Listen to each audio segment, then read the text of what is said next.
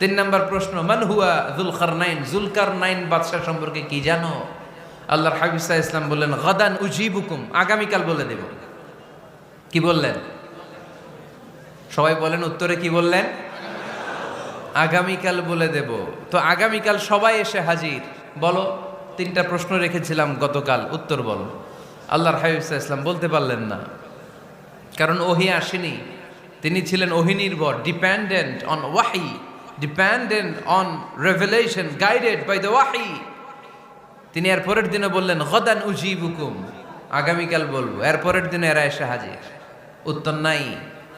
আল্লাহর হাবিব সাল্লাল্লাহু আলাইহি ওয়াসাল্লাম আবারও বললেন, গাদান উজিবুকুম, আগামীকাল বলবো। এর পরের দিনে এরা এসে হাজির। এরকম একদিন, 2 দিন, 3 দিন নয়, টানা 15 দিন আল্লাহর হাবিব সাল্লাল্লাহু আলাইহি ওয়াসাল্লামের প্রশ্নগুলোর উত্তর করতে পারেন নাই। আল্লাহর হাবিব সাল্লাল্লাহু আলাইহি সাল্লামের নবুয়তি জিন্দেগিতে এত বিব্রতকর পরিস্থিতিতে তিনি কখনো পড়েন নাই।